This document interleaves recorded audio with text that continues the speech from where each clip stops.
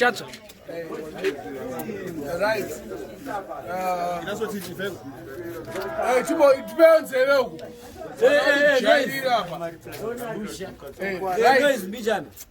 Imari $60 yafana kupiwa Comrade Eunice wepamusoro apo but havasi kubatika.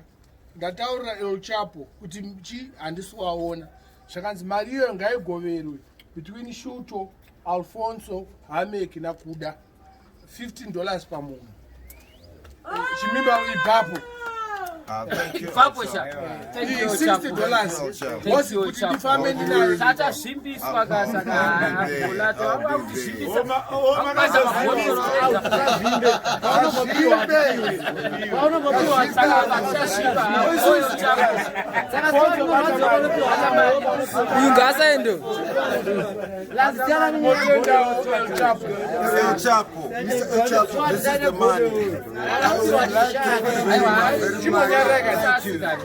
It's very difficult for us to get this kind of money, but the love you have shown, is enough respect. Thank you. I've nothing more to say, because I don't know where these blessings come from.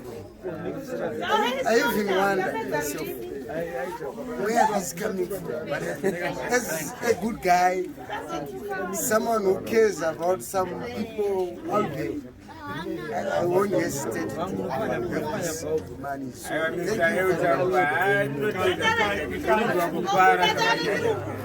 thank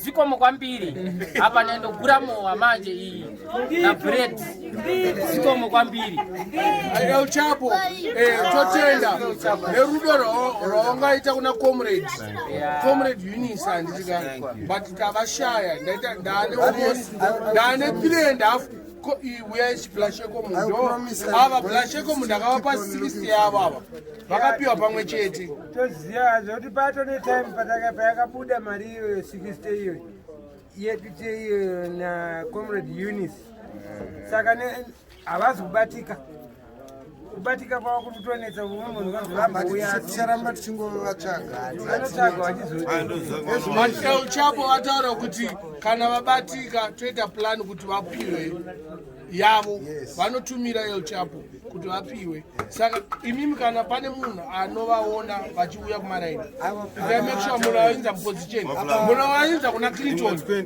mbonyarerai kani munawawinza kuna Clinton anogona kuvapa mari iyo in advance. Clinton anozotumirwa naEl Chapo andika ina handikwanisa kudzokera nemari yavo because haisi mari yavo. Thank you. ende ichokwadi ivo vari zvokuti kana dai vanga vari kana kuti vachiono kana fanike zvivhitivhiti kuona kwavari kuita vanoziva kuti kune mari yavo iri.